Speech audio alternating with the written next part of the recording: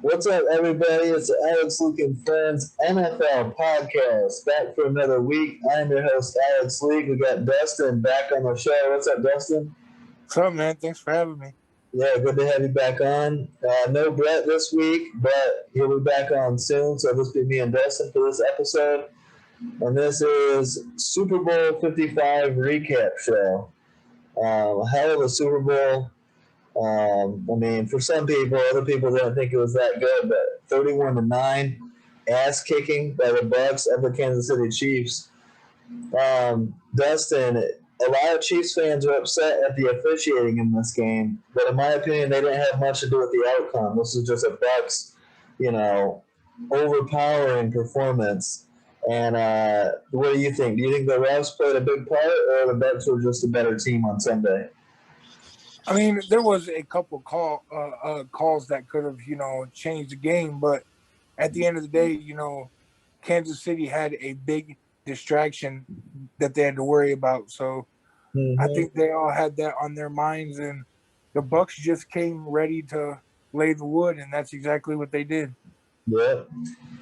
Speaking of the distraction, Chiefs outside linebackers coach Britt Reed, son of head coach Andy Reid, was unable to attend the Super Bowl after a multiple vehicle accident in which he was driving and hit two parked cars on the side of the highway, seriously injuring a 5-year-old girl. Britt Reed admitted to police that he had been drinking 2 to 3 alcoholic beverages and smelled like alcohol and had bloodshot eyes. This could be a serious problem for Britt Reed and the Chiefs, seeing as he has a history. He's been jailed before for pointing a handgun at somebody in 2007 and pled guilty to DUI and drug charges back in 2008. So the timing of this, with this accident happening on Thursday night, just days before the Super Bowl, and it being an actual coach, outside linebackers coach, some people and a lot of the media didn't act like this was going to be that big of a deal, but I'm with you, Dustin. I think this is a major deal and a major distraction. This hits home for Andy Reid, who's the head coach and the offensive play caller and everything. So if it affects Andy Reid, it affects the Kansas City Chiefs. Do you agree? Yeah, 100%.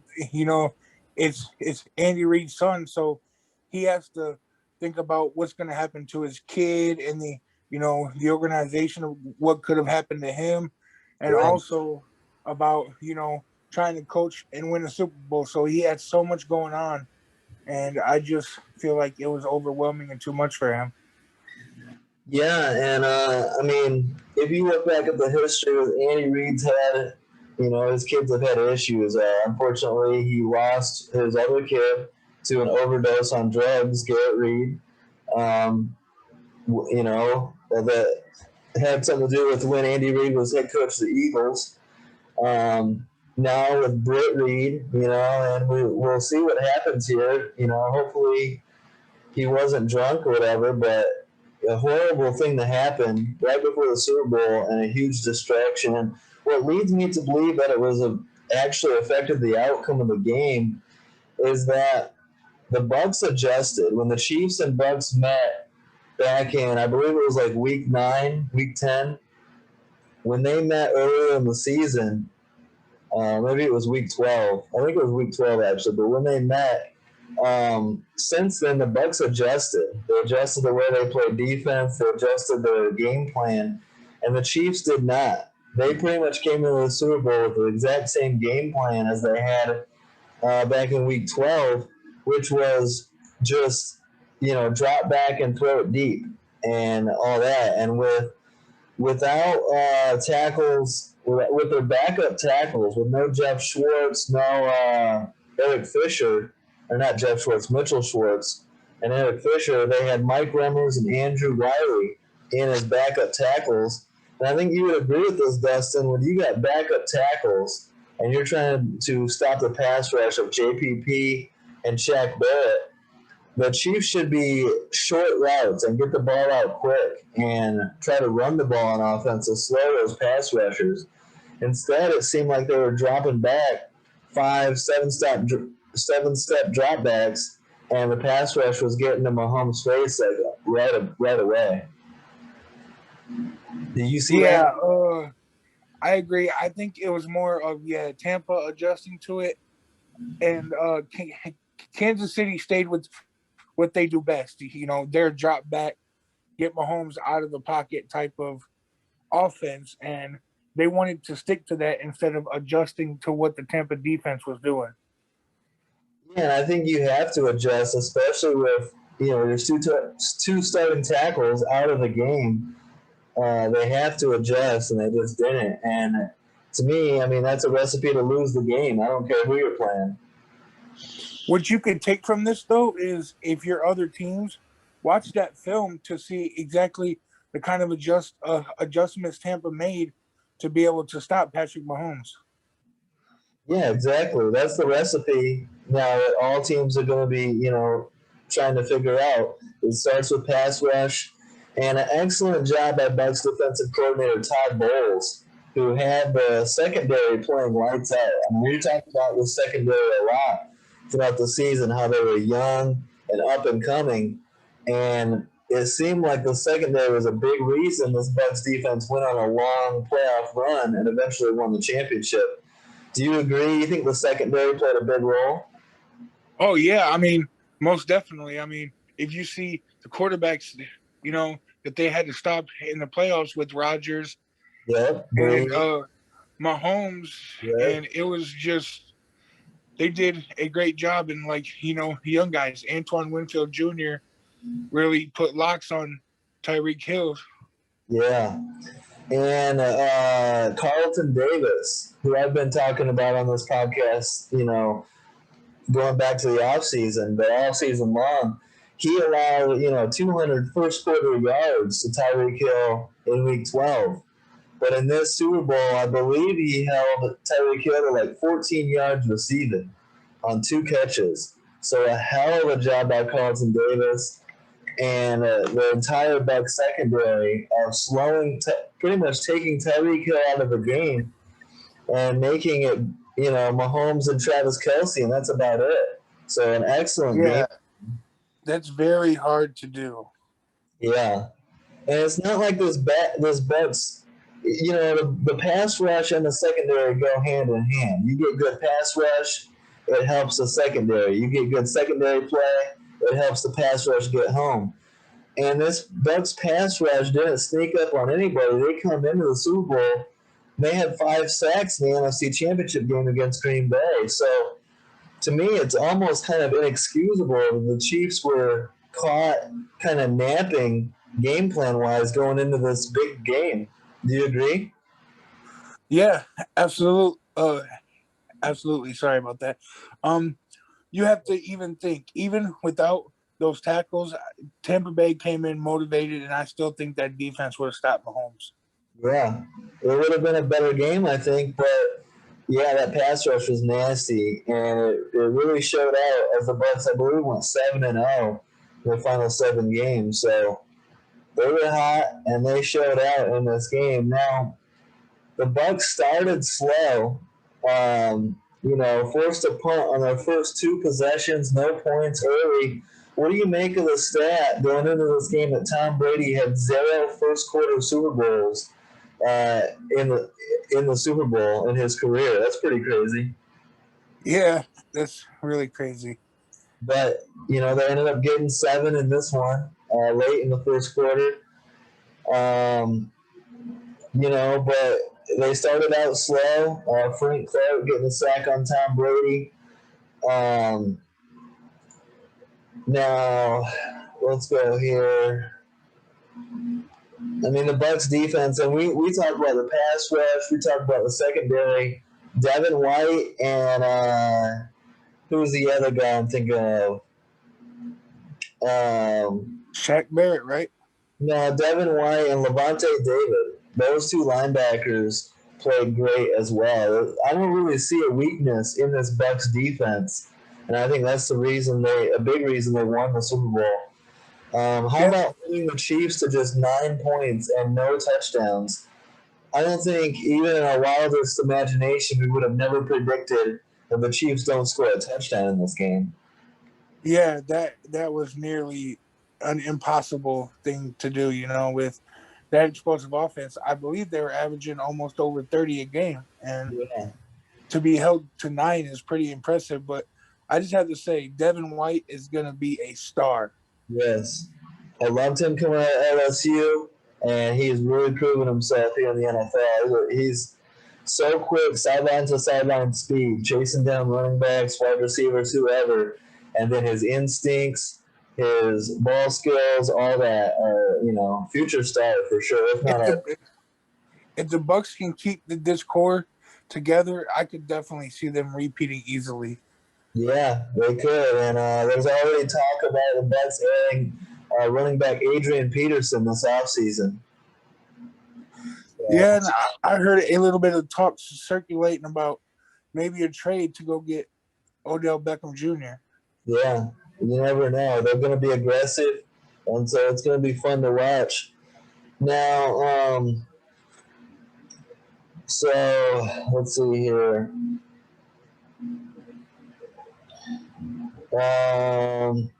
So, I mean, how much did you think Mahomes said pregame that he was feeling close to 100%, but there was obviously a toe issue going on with Mahomes, and they said he's going to need surgery after the Super Bowl. Do you feel like the injury really limited Mahomes from what you saw in the game? Yeah, 100%. I mean, it even limited him in some of the games. Cleveland, we saw him limping, and Yeah. Buffalo, he was only one major hit away from probably not even finishing that game. Yeah, and there wasn't much talk about it. Even in the Browns game when he left with a concussion, that was the only talk all week was, is he going to pass concussion protocol? There wasn't a lot of talk about the toe injury, but it did seem to be affecting him late in this game as the hits were kind of wearing on him. The Chiefs, from the very get-go, from what I saw, the Chiefs looked distracted. And that's what leads credence to the big distraction with Andy Reid's kid. But dropped passes early on, Mahomes threw that ball into the end zone. It hit Tyreek Hill in the hands, but he couldn't catch it. Goes off his face mask. So a couple of drops, a couple of penalties. Chris Jones, defensive tackle, gets an unnecessary roughness early on in this game. What do you think? Kind of uncharacteristic of the Chiefs with a lot of mental mistakes early in the game. Yeah, the only thing to make that make sense is they were definitely distracted because any other Chiefs team would never do that. Yeah. I mean, Mahomes hitting Travis Kelce in the hands, but he drops the ball, another Chiefs punt. And then on top of that, the Chiefs' rookie punter, Tommy Townsend, really struggled in the Super Bowl with shanking punts left and right. Not a great game for him. And Yeah, only in a game like the Super Bowl do we come back and talk about punting, but it matters. And when your punter struggles, that's when they get talked about. And it seemed like maybe the Super Bowl pressure got to the rookie. yeah, and plus it's never good to give Tom Brady any extra field advantage. Absolutely. So Tom Brady did throw an interception off a tip pass. Teron Matthew picks him up, but the officials throw a flag for defensive holding. Kind of a weak call here. And the Chiefs seem to have an issue with picking off Tom Brady and then getting the interception called back on a penalty. What do you think on the Brady interception? Do you think it was a good call? It was kind of ticky tack in my opinion. Yeah, I agree with you. I mean, there was also other calls in the game that would have made you, hold your head and be like, "Man, you're really going to throw that flag?" Yeah, definitely a couple pass interference calls to end the first half were ticky tack. The one on Bashad Breeland against Mike Evans, a 34-yard pass interference penalty, and in my opinion, that's always been called incidental contact. Like, it looked like clear, incidental contact. He didn't mean to trip him; it just happened. There was some saying the ball is uncatchable. I don't know about uncatchable, but I don't think they should have thrown it there. And that goes back to a point we've talked about throughout the season, is that even if you're going to call pass interference there, maybe we should cap pass interference at 15-yard penalty.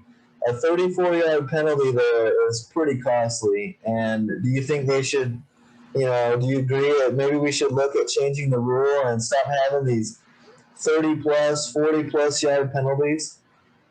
Well, yeah, because I mean, it's costing teams a lot of yardage and could cost teams important games, you know. Yeah. And Go I ahead. have to say, my problem was when me and you were watching the playoffs games together, they were letting them actually play. Like they Yeah. weren't throwing flags, and it confused me because you wait till the Super Bowl to start being, throwing everything. Yeah. Yeah, that bothered me because Green Bay and Green Bay, Tampa Bay was they let their players play. They didn't throw many penalties. They let them grab and hold and do whatever they want. And in this game, it was like an emphasis to call the Chiefs for grabbing and holding, which we've seen the Chiefs do. They just never get called. So it was pretty surprising to see it get called in the Super Bowl. When it hasn't been called all year long. Yeah, So and that starts to, make people go back to the conspiracy. It's Brady and the refs versus everybody else. yeah, but I mean, you can tell if you watch the entire game, that wasn't the reason it was 31-9. Like, it helped increase the Bucks' lead going into halftime.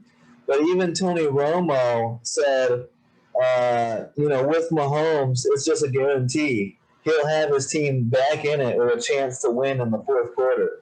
Like, that's just the mentality. Mahomes is going to find a way to do it. And he couldn't do it. Whether he wasn't 100%, whether the team was distracted, too much pass rush, whatever it was too much, and it wasn't just the officiating. The Bucks were the better team on Super Bowl Sunday. Yeah, and they brought it when it counted. So I mean, Yep. No, I mean the Chiefs cut it to 21-9 early in the third quarter, and they're still in the game. It's a two-score game. There's room to get back into it, and but the Chiefs' defense really seemed to let them down. The Bucks were running the ball. Leonard Fournette. What do you think of Fournette in this game? He was running hard. The first tackler almost never brought him down. He was running through arm tackles and just running hard. And it looked close to, the Leonard Fournette we saw in Jacksonville at times in the Super Bowl. He was huge. yeah, it was great to see him, bring that back and show the talent that we all know he has. Yep. I And couldn't tell if it was Fournette or Marshawn Lynch out there.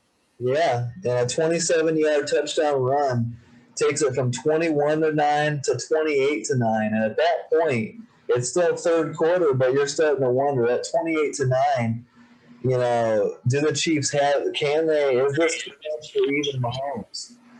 And the whole thing that they kept saying, you're not going to beat the Chiefs with field goals, right? You have to score touchdowns to beat Mahomes and the Chiefs. Well, in this game, it was the Bucks scoring touchdowns and the Chiefs consistently settling for field goals. And you're not going to beat Tom Brady by kicking field goals either. No, absolutely not. Um, so then, I mean, from what I saw, Mahomes, I don't think was the issue. Like Mahomes was throwing darts. He was pretty accurate all game. The issue was that the Bucks secondary was in great position every single time. How many times did you see the Bucks defenders batting the ball away, being in great position with a hand in the face and like great coverage? The Bucks coverage seemed to be in excellent position almost every throw downfield. Did you see that too? Yeah, and I mean, again, that goes back to Todd Bowles and the preparation of being ready and coaching these guys to be able to stop that offense. Yeah, Todd Bowles. I mean, if we could go back and do like, head coaching hirings, I think Todd Bowles and offensive coordinator Byron Leftwich are two names that weren't talked about much at all. That need to get jobs soon based on their performance in this game. Yeah, and again, like if there was a such thing as coaches being able to get MVPs, I definitely think Todd Bowles should have got it. Yep. And then down 28-9, Mahomes trying to make something happen on offense, fires a deep ball to Tyreek Hill. It's once again batted away by Mike Edwards and intercepted by the rookie Antoine Winfield Jr. So down 28-9 and another turnover. This just about seals it. Winfield Jr., rookie, making an interception in the Super Bowl. How about the rookie year for Antoine Winfield Jr.? What a star in the making. Yeah, he's gonna be great in the years to come, and he's gonna really show out. And I'm actually excited to see him. He's the type of player who makes me excited, you know? Yeah, absolutely. Guys like Winfield Jr. and Teron Matthew, they're just ball hogs, playmakers. They're always in the right position. And for a rookie like Winfield Jr. to, grasp the defense, always be in the right position, be always making plays, you know, professional as hell, just like his father was, and he should be a star for a long time in this league. Um, so let's go to I talked about one of the keys to the game was how you're going to defend Travis Kelce with the linebackers, versus Levante David, Devin White, and they did a great job staying with Kelce. Kelce had a lot of stats that, Kelce leads the team, 10 catches for 133 yards, but it never felt like Kelce was like, going for 70 yards on one play. The defense was always in great position. Yeah, and again, preparation. Go ahead. I said, yeah, again, it all comes down to preparation. Tampa came prepared, and Kansas City didn't. You can't say enough about the job Todd Bowles did. He really should have been the Super Bowl MVP. And I have to mention, I think the Bucks getting Antoine Winfield in the second round was probably the biggest steal of the draft last year. Yep. And I wanted him in Chicago. I thought we should have taken Antoine Winfield Jr. I like Jalen Johnson, maybe over Cole Kmet, but we didn't draft him, and the Bucks got a hell of a young safety. Tony Romo, another quote in the Super Bowl says, "It was almost inconceivable. We've just never seen it. Patrick Mahomes has never been held to single digits. He's never lost by double digits. Isn't that right?" And Jim Nantz says, "The last time Mahomes lost by double digits was in 2016 when he was at Texas Tech against Iowa State." So this Super Bowl was truly something we've never seen before when it comes to holding Mahomes down and showing the rest of the league the recipe on how to beat Patrick Mahomes. This Super Bowl reminds me a lot of a couple of years ago when it was the best offense we've ever seen, the Peyton Manning-led Broncos. The best offense in NFL history going up against the Legion of Boom Seahawks defense, and how the Seahawks just shut down that record-breaking offense. And this Mahomes Chiefs offense was record-breaking, something we've never seen before. And to have this Bucs defense shut them down like this, Romo was right. It was almost inconceivable. And this is why I love the NFL, when you see great defenses adjust to record-breaking offenses like this. Yeah, and I mean, it even goes back to last year's Super Bowl with one of the best defenses of all times that the San Francisco 49ers had, and they couldn't even hold him to 9 points. Yeah, that was the crazy thing about last year was I felt that the Niners defense was good enough to beat them, but Mahomes was just that clutch and that great that he overcame them. I mean, Mahomes was struggling in that Super Bowl until the fourth quarter, and then he turned it on. And to have it be a complete full cycle in this one is just crazy.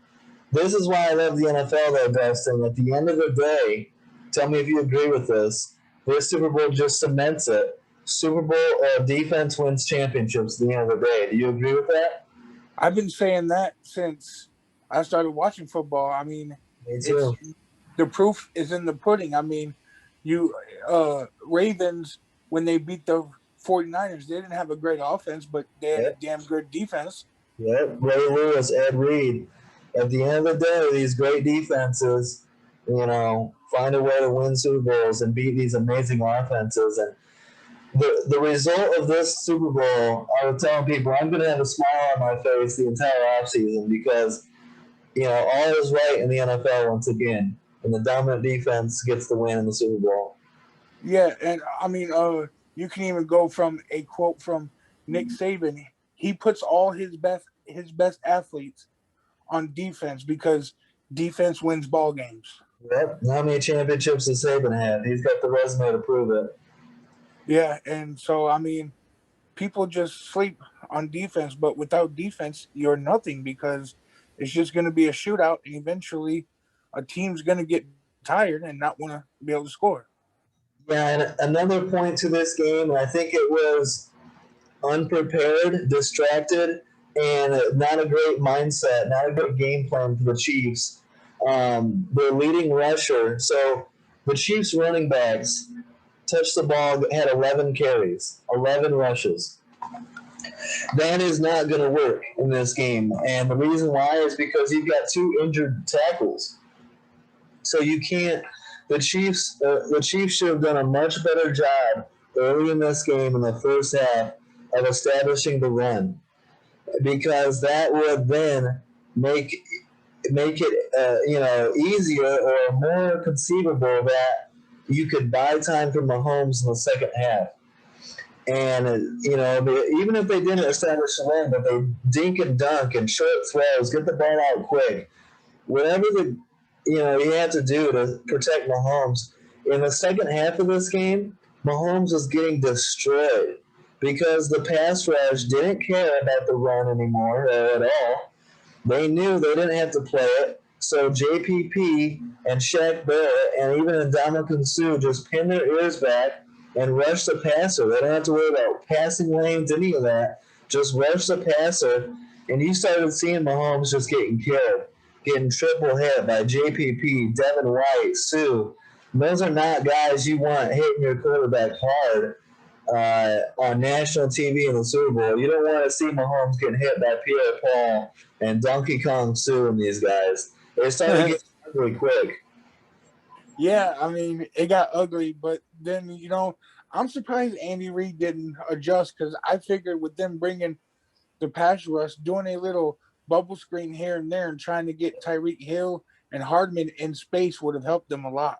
Yeah, it seemed like a lazy or lackadaisical game plan. Like, we're just going to come in here and do what we've always done. We're the Chiefs. We cannot be beat. And the Bucs came in here and said, we're going to hit you in the mouth and then see how you respond to it. And the Chiefs were not ready. And, Sue hits Mahomes hard again late in the game and forces a fumble, but Mahomes is able to recover it. Now, my favorite part of this game, and some people were not a fan of it. Some people were saying it was a cheap shot and it shouldn't have been done. I loved it. So you've seen it. We've been watching the league for years. Tyreek Hill always giving defenders the peace sign on the way into the end zone. Always doing his little front flip.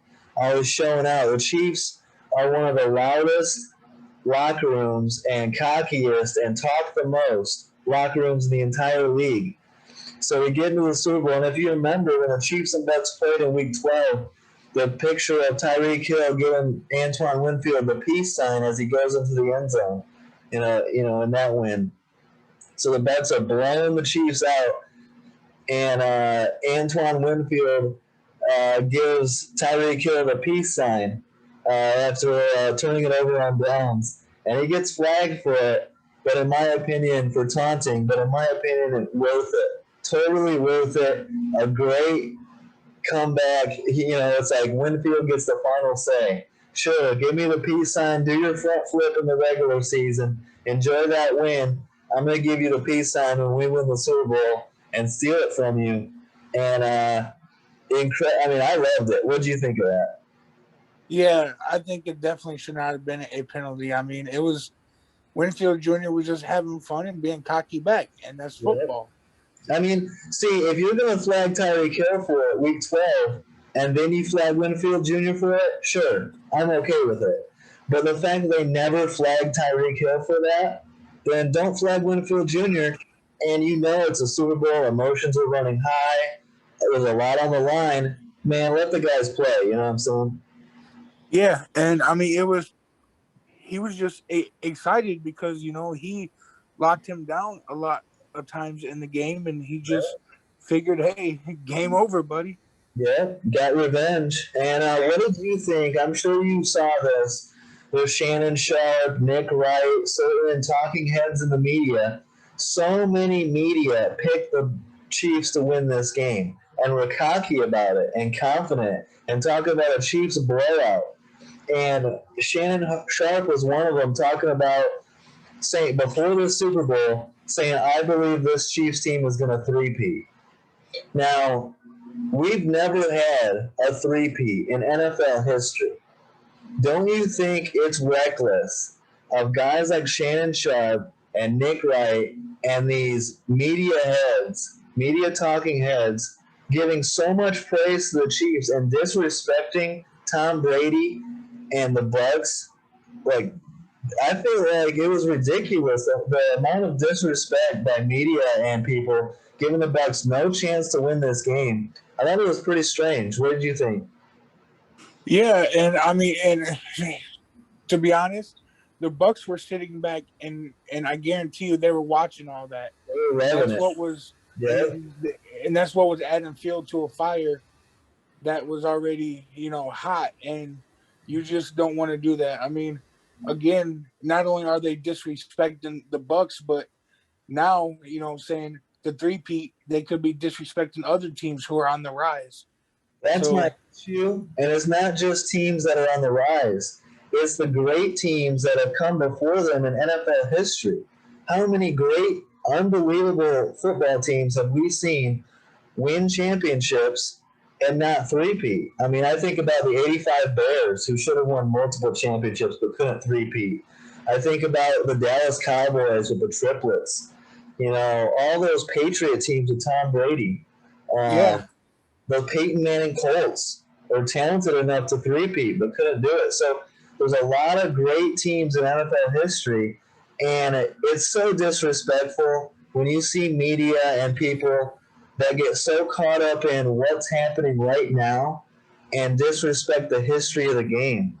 And I mean, look, this Chiefs team is great, talented as hell, but you see how hard it is to three-peat, and the fact that they were blown out of this Super Bowl.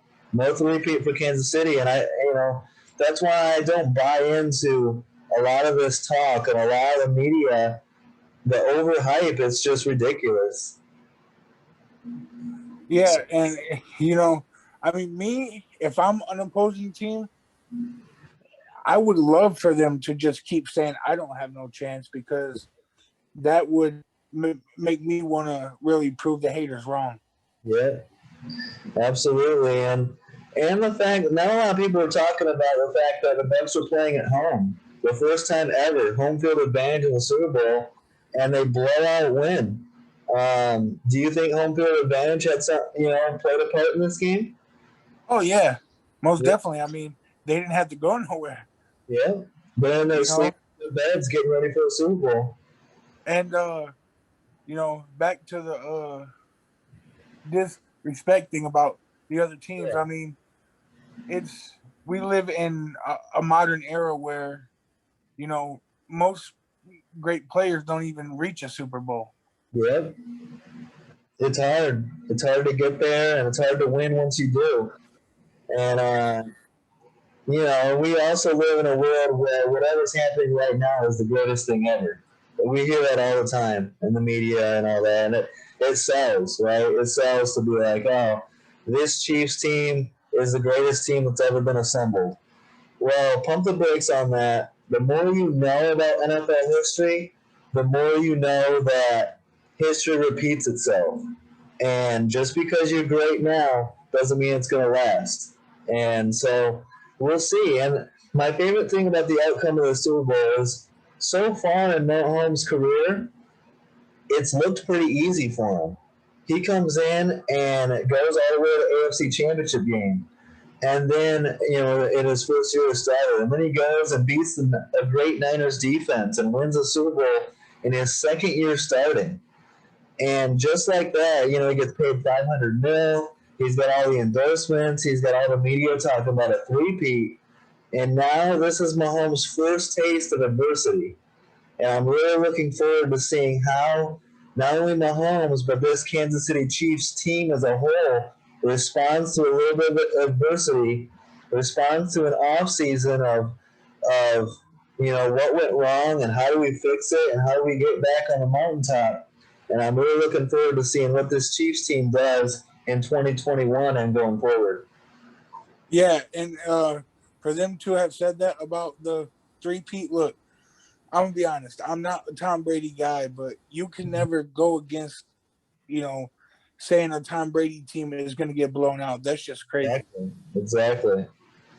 100%. So, hell of a season, hell of a Super Bowl. I mean, looking back in the season, go back to July, Dustin, when we were doing our season predictions. We couldn't have asked for a better year than what we had. A hell of a job by this year by the NFL. They killed it. Yeah, and we made it, and COVID couldn't stop nothing.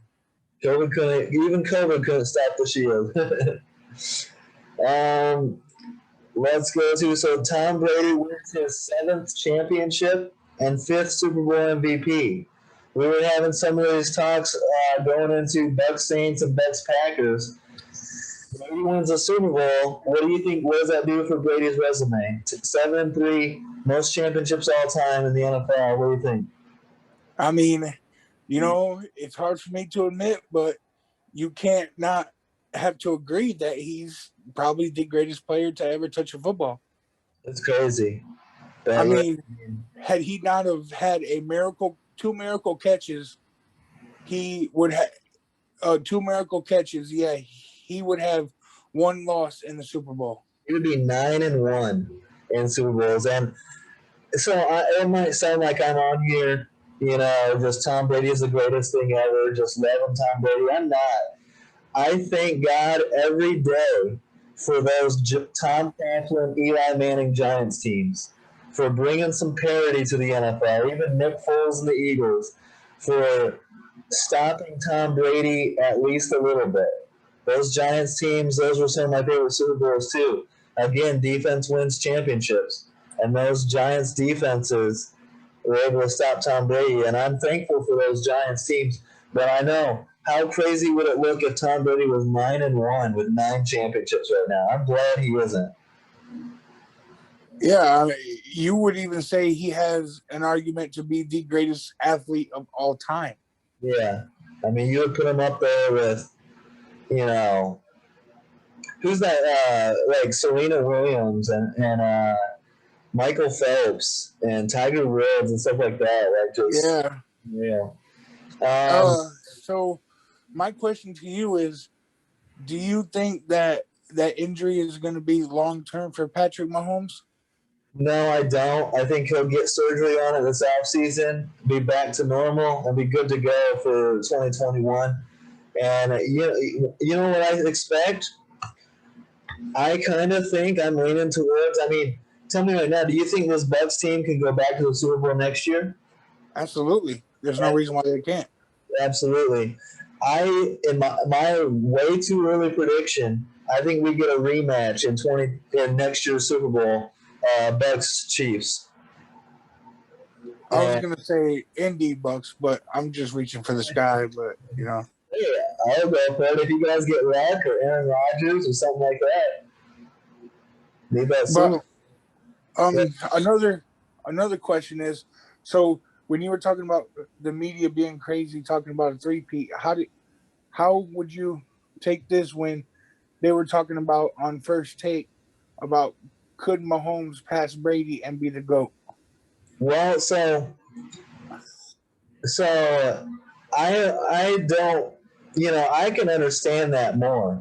Three-peating has never ever happened in football. That's almost impossible. It's almost impossible to do what the Buffalo Bills did and go to four straight, and they couldn't win any of them. To win three in a row, I don't think that's ever going to happen in football. Football is the ultimate parity league, where the ultimate team sport, where you know it's very hard to win and even repeat, let alone three in a row. What was the question again? Okay, so they were talking about Oh, if Mahomes being Mahomes had won, would he have a chance to get more rings than Tom Brady? so. This is another reason why this Super Bowl is so important, and this outcome is so important because if Patrick Mahomes had won the Super Bowl, he would have two championships, two in a row, and be on pace to three-peat, which was never happened. So if they had won, the three-peat talk would be more legit. And everyone, it would be a nonstop Patrick Mahomes is the greatest thing ever talk all offseason. He beat the GOAT. There is no stopping him. The thing I like about this is Patrick Mahomes is 6-0 in the playoffs against everybody else, but he's now 0-2 against Tom Brady. So Tom Brady, who is the GOAT with 7 championships, is the guy who Mahomes can't get past. So that's a narrative right there. That's going to be something that Mahomes is going to have to hear about his entire career. Is he better than Brady? He couldn't beat Brady in the biggest games. Now, with this loss, this takes if Mahomes had won, it would be 6-2, right? 2 championships for Mahomes, 6 for Brady, and Brady's record in championships would be 6-4. Now it's 1-7, so it's a bigger gap. So now Mahomes needs to win 7, maybe even 8 to pass or reach Tom Brady level. And on top of that, Mahomes is 0-2 head-to-head against Brady in the biggest games, AFC Championship game and the Super Bowl. So now it's a much more difficult hill for Mahomes to climb to catch Tom Brady. If it was 6-2, I would say, look, he could get to 3 next year and be halfway there, and his career's just getting started. But now that he's only had 1 so far, and Brady's at 7, and Brady is still looking this good at age 43 and might end up with 8 championships, it's going to be a lot more difficult of a hill to climb for Mahomes to reach that, let alone he needs to find a way to beat Tom Brady while he's still here.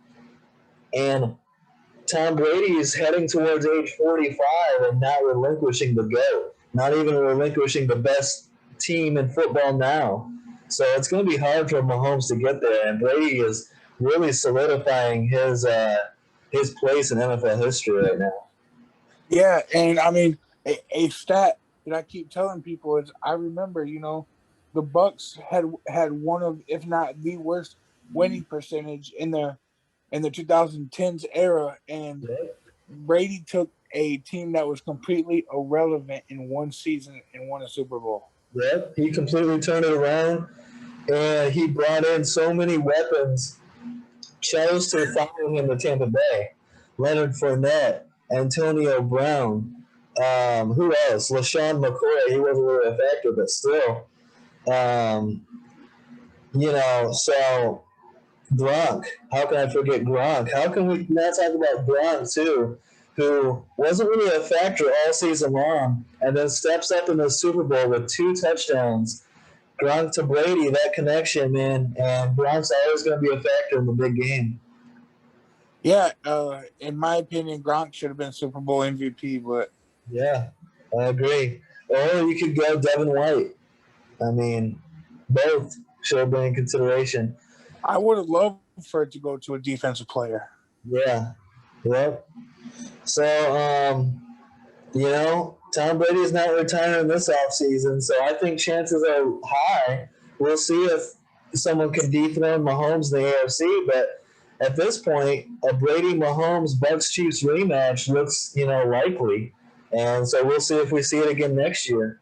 But, you know, 43 Yeah, years. I mean, the only one, the only one in the AFC who could possibly dethrone them I would say Josh Allen. He's the only one that comes closer. Maybe Lamar Jackson.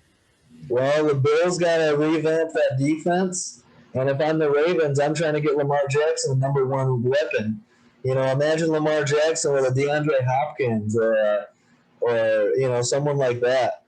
So they need to upgrade his playmakers, and they need to get better defense in Buffalo and see if they can, give it another run. And there's a lot of great free agents for these teams to really cash in on. Yeah. Now, yeah, so after watching the Super Bowl and rewatching it a couple days later and examining it, taking notes, I think the Britt Reed accident had a major effect in this game. I think, and their mindset going in. The Chiefs were just looked not ready and mentally off and thinking about something else. And when your leader and head coach Andy Reid, when it hits home the way it did, it's easy to think that maybe the team saw in Andy. It's hard to really understand how these major distractions affect a team in a huge game like that, but it really looks like they were. And I think the whole team could sense like a strange feeling and something's wrong with the entire organization going into this game. And something to think about is that the accident happened very close to Chiefs facility, very close to their team, where they, do all their stuff at. So maybe there's a chance that Britt Reed might have been drinking at the team facility. And so it could be some serious charges for not only him, but the Chiefs organization.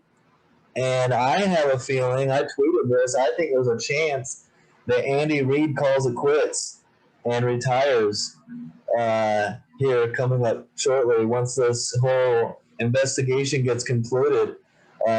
Because I think in a way, I don't know if it's fair, but I think in a way, because you could easily say the reason that Britt Reid is an outside linebackers coach for the Chiefs is because of nepotism, is because he's Andy Reid's son.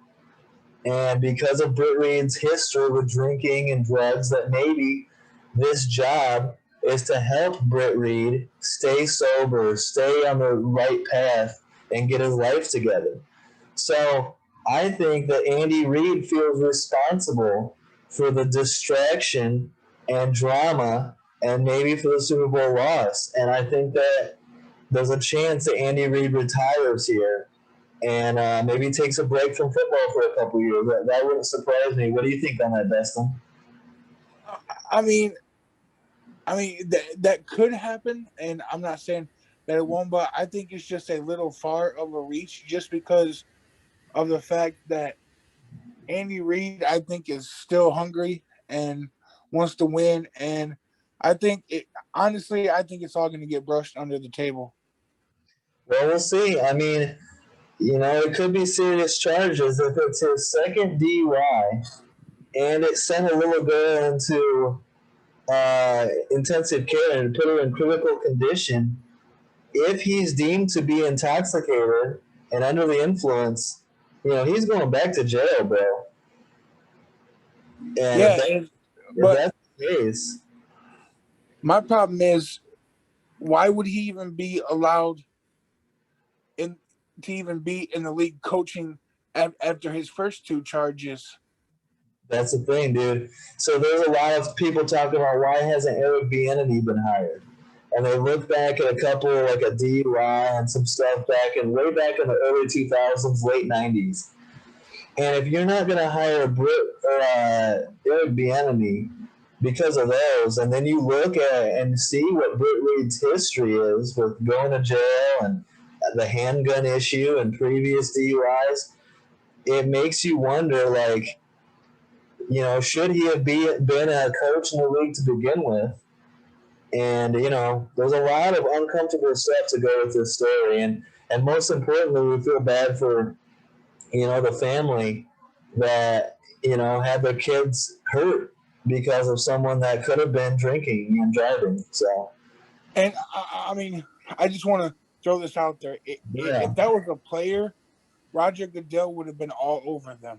Dude, and so the thing is we have to wait until the investigation has been concluded before we can say anything for sure. But yes, if it was a player, this would be a much bigger story. And I think that for whatever reason, it is being swept under the rug a little bit. But when the investigation concludes and the entire story comes out, I think then that's when we're going to see everything fall, all the dominoes fall, and we're going to see what happens here. I'm not saying it's going to happen. I'm just saying that it could be a big story. So, okay. Go ahead. If the investigation came back and, it wasn't the best and the NFL didn't give the punishment that people want, what do you think is going to happen? My prediction is, I mean, I don't know as far as the punishment, but I honestly do think if it is as bad as what I'm thinking it could be and all that, and it goes south, I think Andy Reid retires, takes a break, and I think Britt Reid won't coach the NFL again. That's, I think, a fact. And then, honestly, I think part of the reason that Andy Reid would consider hiring, or not, would consider retiring, is the fact that Eric Bieniemy's been passed over twice now, and as everyone knows, is deserving. He's deserving of a head coaching job. It would be pretty convenient for Andy Reid to be like, let me take a year or two off. This whole situation sucks. Let me take a year off, try to get stuff figured out with the family, and let Eric Bieniemy take over as head coach and take over this great Chiefs organization with, part of the thing that Eric Bieniemy is looking for is the right situation. Because, a head coaching job in Detroit isn't the same as a head coaching job in Kansas City right now. So if Eric Bieniemy can take over for the Chiefs, it makes for a very convenient, way to do that. Yeah, and I mean, I agree. I'm just curious to ride this out and see what happens, Well, and what's interesting to me is it hasn't been talked about much at all. So maybe I'm grasping at straws here. Maybe I'm taking this too far. But, we'll see. I mean, I think Andy Reid's at a point, getting up there in age where he could consider retiring anyway. And he's already got his championship ring now from last year. So who knows? But I don't want Andy Reid to leave the game. I love Andy Reid as a coach. He's awesome. But this whole story is a big story, and I don't think people are talking about it enough. Yeah, I agree. So let's switch gears here and talk about some of the other stuff going on in the league. The Eagles reportedly want a first-round draft pick at minimum for Carson Wentz. The Bears and the Colts have been in trade talks, and the Colts have the best offer on the table. I'll tell you from my standpoint, I wish the Bears would just pull out of this. I don't want Carson Wentz anywhere near the Chicago Bears organization. No, but I get the feeling from you want Carson Wentz with the Colts. Is that right? I mean, yeah, because before Wentz got injured with the Eagles, I mean, Frank Wright was the offensive coordinator, so, and he had an MVP year that year. And I agree with you. I think Carson Wentz is much more in a much better position to succeed with the Colts than he would be with the Bears. You mentioned Frank Reich. The Colts have a great offensive line, a good running game, and a great defense. So he could go to Indy, play behind an awesome offensive line, maybe regain his confidence, and be playing. Get the Colts into the playoffs, be playing late in the season, be playing big, meaningful games. Yeah, and he would have big time weapons and T.Y. Hilton and young Michael Pittman Jr. So now if Carson Wentz goes to the Bears, I think it's a shit show. The Bears have never had a good quarterback situation. They've never proven any ability to develop quarterback play and the quarterback position. And look at who it had recently. They couldn't develop Trubisky. Mike Glennon was a failure. Nick Foles sucked. So what has so in my opinion, if the Bears do get Carson Wentz, he goes to Chicago and he has a statistically worse season than Mitch Trubisky had in 2019. Yeah, I mean, So I don't think it's an upgrade. To me, their play style is actually the same if you watch them play. Yes. Carson Wentz and Trubisky, but I just think it's about time the Bears need to put their foot down and go and get that franchise quarterback. I mean, Bears fans are tired of all these dumb mistakes that Ryan Pace and stuff is making. Yes, absolutely. What I think, so there's two quarterbacks that might be available right now that the Bears should be all in on. And that is one, obviously, is Deshaun Watson. Number two is a new one just coming out that could be available, and that's Russell Wilson from Seattle.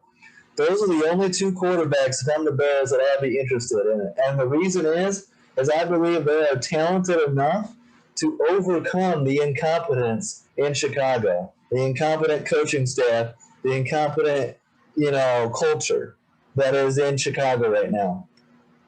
Anyone other than that, whether it's Carson Wentz, Derek Carr, Marcus Mariota, I don't care who you say, isn't good enough to come in and succeed in Chicago. It's a bad environment right now for the quarterback position. So if we can't get Deshaun Watson and Russell Wilson, I just want to draft somebody and start over, whether it be Mac Jones, Zach Wilson, Jamie Newman, I don't care. But I don't want to make a trade, give up draft capital, bring in a bad contract like Wentz or Derek Carr, and have them struggle in the same way that Mitch Trubisky did or Nick Foles. You know what I'm saying? Yeah. So, okay, which one out of those two would you rather think would be able to fit in the system with Coach Nagy? Watson and Wilson, you're saying? Yeah. I want Deshaun Watson. I think he fits the system. I think Nagy likes Deshaun Watson, and I think we would win with him. So I'm all in on Deshaun Watson, but you could convince me on Russell Wilson for sure. Yeah, I hate to say it, but I was reading earlier. Watson was having dinner with some players from the Miami Dolphins. So good segue. Dolphins linebacker. You said Miami Dolphins, right? Yeah. Miami Dolphins linebacker Shaq Lawson said he messaged Deshaun Watson about rumors that he could be traded to the Dolphins, and Watson replied, "Man, I don't know," in quotes. So that's a good point that he's hanging out with Dolphin players. That could easily be an option, especially with the fact that the Dolphins could send Tua to the Texans. But Watson, based on that reply, doesn't seem sure that he would go there. Or, maybe he's not sure about the entire situation in Houston. And the Texans seem to be digging in for the long haul here and saying, we're not going to trade Deshaun Watson until we absolutely have to. So this might take a while. This might go up until August, July, August, until we get Deshaun Watson, trade resolved. Okay, so if he doesn't get traded, do you think we could see another Le'Veon Bell situation with Deshaun Watson? Yes, I do. I think Deshaun Watson will never play another down with the Houston Texans. I think the bridges have been burned. He officially has to be traded. And look at what's going on in Houston.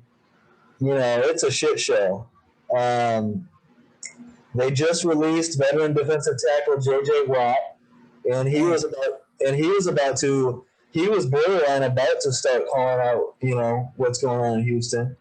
And now their longtime 20-year team president, Jamie Roots, has resigned.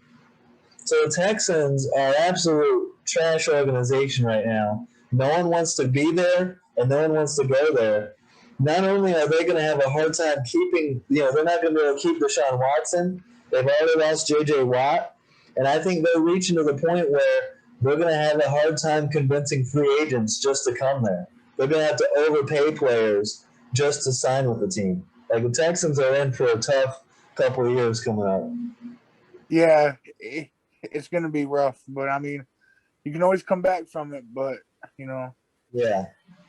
But I mean, when you got J.J. Watt, Andre Johnson, arguably two of the best Texans players that have ever been there, they don't have much good to say about the organization. Houston, you might need new ownership quick as soon as possible. You might need Cal McNair to sell the team because whatever's going on right now, it's not good. One last thing. So, what do you think about the comments of Brett Favre basically saying "shut up and play football"? My comments on that are Brett Favre, shut up. You do the exact same thing in Green Bay for years and years and years. You're always threatening to. I believe Brett Favre wanted Randy Moss when Randy Moss went to the Patriots. He wanted Moss to go to Green Bay. And when the Packers didn't make it happen, Brett Favre said he wanted to be traded. So Brett Favre has done the exact same things. So for him to be criticizing Deshaun Watson on this, it rings very hollow. It's like, bro, you did the exact same thing. So Brett Favre should just shut up. It's a new era as well. It's a player empowerment era. And Watson is a good enough talent that he can do this. He can demand a trade and control his destiny. So, Favre just sounds like a bitter old man here, and he shouldn't be weighing in on it, in my opinion. I agree 100%. Now, let's go to the Seahawks and talk about Russell Wilson here real quick. On trade rumors, he said, quote, "I don't know if I'm available." That's a Seahawks question, unquote. And he also said that he would like to have input on roster decisions and coaching decisions. And frankly, I'm surprised that these franchise quarterbacks don't already have that. I've assumed that Brady has had input on that stuff for a long time. Guys like Brady, Aaron Rodgers, Russell Wilson. The fact that they don't is mind blowing to me. What do you think? Is it unfair for Russell Wilson to be asking for input on roster and coaching decisions?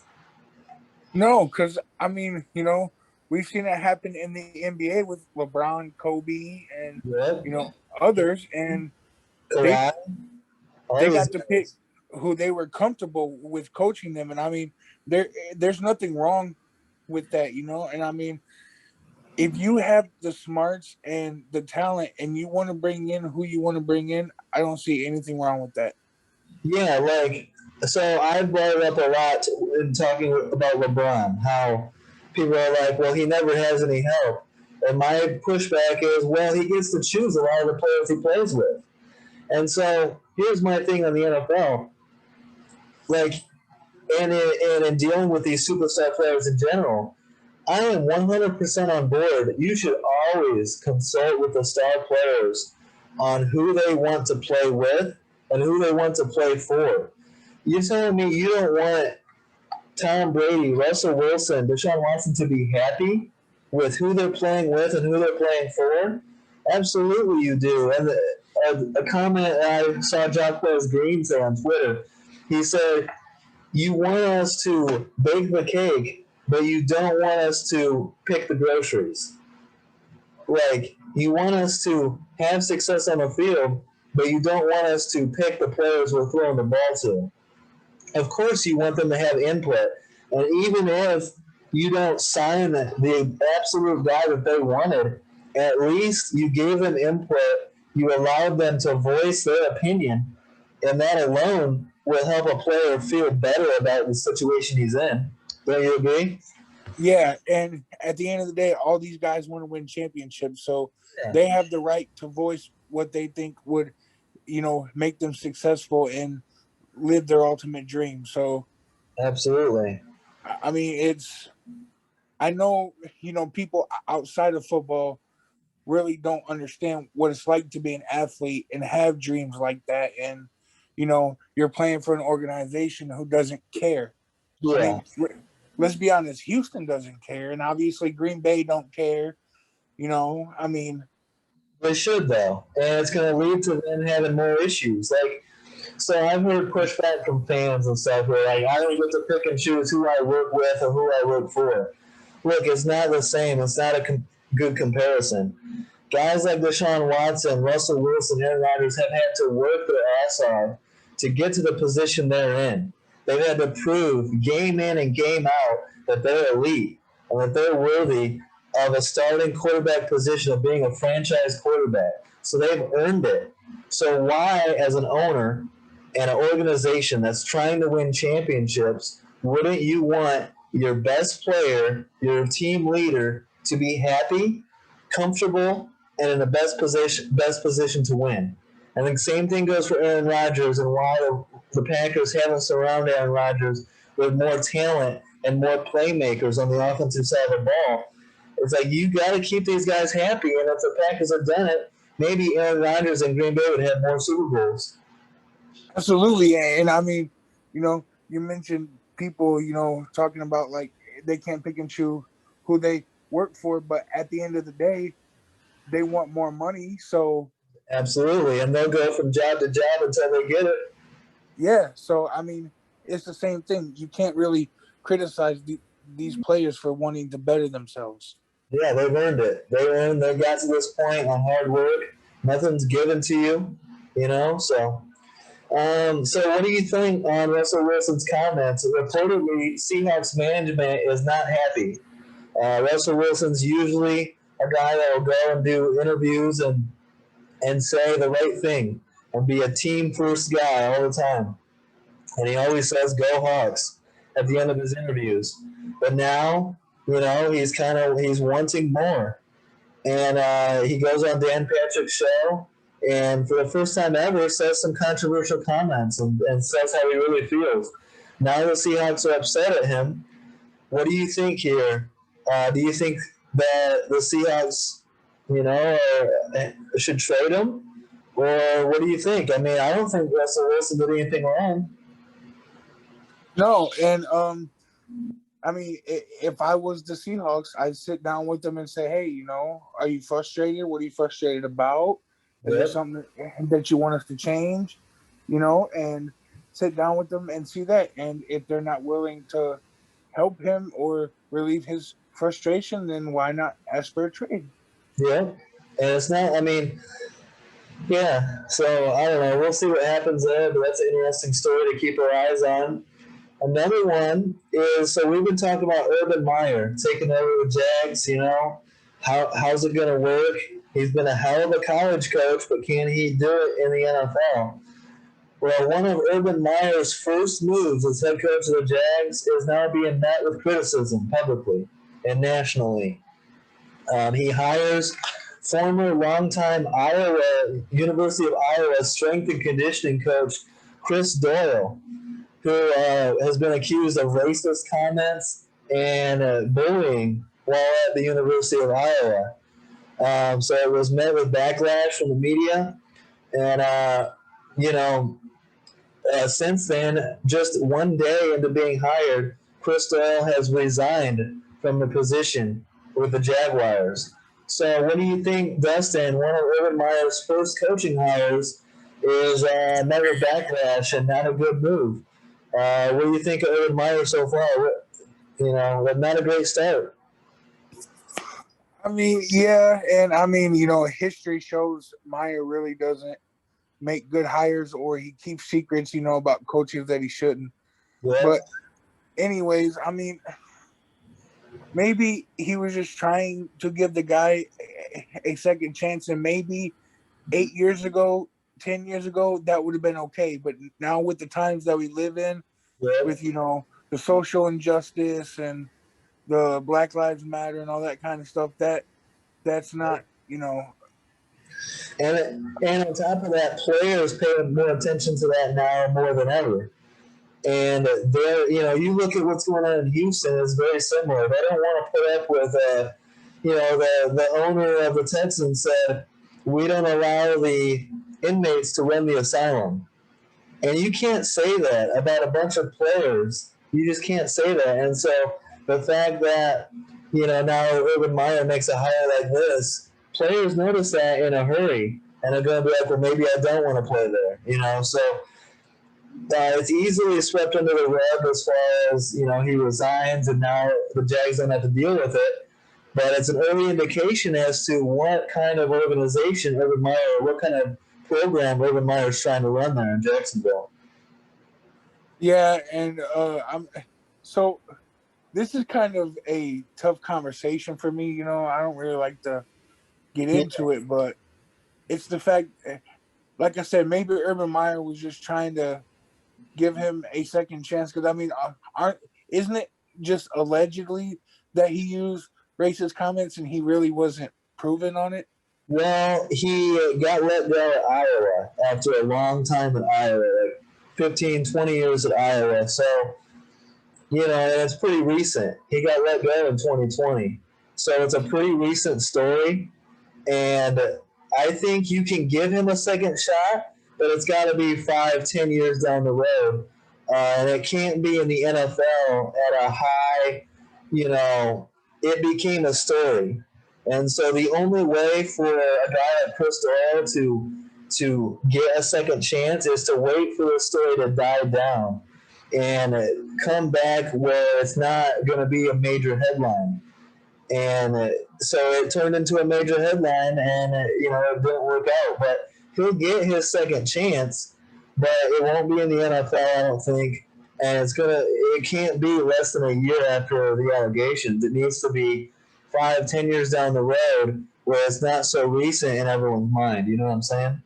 Yeah. Oh, okay. And also, but do you think if it wasn't, how do I say this? Because Urban Meyer being so popular with the Yes. media and everything, if it was a less popular coach, do you Yes. think they would have even mentioned it? It still would have been mentioned, but the fact that it's Urban Meyer, and so it's his first time in the NFL, so every hire, everything Urban Meyer is doing is being looked at with a fine tooth comb. And so when he goes and hires someone like that, people look into it, and people are looking. Urban Meyer isn't the most, Urban Meyer has a history of drama and issues at everywhere he goes. So I believe there's some media looking for things to call Urban Meyer out on, and so he gave them fuel to add to the fire on this one. Yep, I have to agree. Yeah, so not a great start for Urban Meyer. Allegedly, or whether it's true or not, we don't know, and we're not in a position to judge or say. But it's bad headlines, bad drama, and it causes people to ask questions, and that's why it didn't work out in Jacksonville. But I firmly believe Chris Doyle will get another opportunity later on down the road. So Do we'll you see what think happens. if he didn't resign, that Meyer would have lost some respect in the locker room? Yes, I believe he already has a little bit, and so it's going to be up to him to reinstill the trust of his players and all that. Every little story like this matters, and so who knows who it might affect. So we'll see what happens, but not a great start in Jacksonville. But I mean, at the end of the day, Urban Meyer is going to be judged by a lot more of what happens on the field than off. So we'll see what happens. Let's go to some draft news real quick. Trevor Lawrence shines in his pro day with the Jags. Speaking of Urban Meyer, he was there along with Clemson head coach Dabo Swinney. And you can see Urban Meyer and Dabo Swinney talking after every throw, watching Trevor Lawrence closely at his pro day. But, Trevor Lawrence looked good, wasn't out of shape or anything, was slinging the ball, looking confident. Jags are looking to draft Trevor Lawrence #1 overall. That looks pretty much automatic. So did you see the pro day? And do you expect, everything's going smoothly for Trevor Lawrence? I expect him to kill it once he gets to the league. Yeah, he looked great, and I mean, he was making throws that that a lot of veterans are making now, and he's not even in the league yet. And I mean, Yep. You can he's see going to be great. his, A lot of other reporters are saying he has a generational arm by just watching him on Pro Day. yep. He's widely believed to be a can't miss number one overall prospect. So we'll see. Now, did you watch the Senior Bowl at all? 2021 Senior Bowl? Yeah, I did. That was pretty cool. Standouts were Louisville wide receiver Des Fitzpatrick, as well as both Clemson wide receivers Cornell Powell and Amari Rogers. Those guys killed it. Do you see anybody else out there? Kellen Mond, he really stuck out to me. Yep. I was watching Jamie Newman closely as well. He kind of struggled a little bit. It kind of sucked that we couldn't see Mac Jones. Yeah, except that Mac Jones didn't play, but he looked good in warm-ups and his throws. Some other notable guys that look good are South Carolina wide receiver Shi Smith, Pittsburgh defensive end Patrick Jones II, and Auburn linebacker KJ Britt. So I don't know about you, Dustin, but I'm already getting hyped, starting to do my draft evaluations and getting ready for the draft and looking at all these prospects. I can't wait for the draft this year. Yeah, it's going to be very nice and, fun. Deep draft, man. This draft is pretty deep. And deep as hell. A lot of wide receivers, a lot of playmakers. And it's, I think this draft is going to be one of the most, where we see the most trades, like quarterbacks moving and first round picks moving up and people moving down. I agree. I think we see all that this year. Yeah, you know what? Something to keep an eye on, possibly a sneaky teaser here. What if Deshaun Watson gets traded on draft night? Yeah. That could be cool. I can see that happening. Or see, I'm more interested in, I feel like there's a team out there who's going to be sneaky and surprise everybody. Look out for the New England Patriots, bro. Yeah, trade up, go get a quarterback. Justin Fields or maybe even Mac Jones. I think that's where Mac Jones goes. Yeah. Me and you are thinking the same on that. Now, to end this episode on a little bit of a sad note here, rest in peace to veteran 12-year NFL wide receiver Vincent Jackson, who was only 38 years old, was a wide receiver for the Chargers and the Tampa Bay Bucks. 3-time Pro Bowler, 540 career catches, and 57 career touchdowns. He was a hell of a player and gone way too soon. Yeah, absolutely. Rest in peace, man. And thank you for what you've done for the game, and I enjoyed watching you play. Yeah, he was very entertaining, and makes me sad that we don't get to interview him at some point. But a hell of a player and legend, NFL legend. So rest in peace, Vincent Jackson. But thanks for coming on, Dustin. A hell of an episode. We had a lot of good stuff to say, and I can't wait for the off season. It's going to be a hell of a season, and it's going to be a fun off season as well. Hell yeah! Thanks for having me. Absolutely. So we'll be back next week. We're going to have some interviews coming up. Brett will be back on, and I appreciate all the support. Don't forget to like, subscribe, leave a comment. Check out our new Madden 21 Sims that we're going to start putting on the channel. And have a great week, guys. Peace out.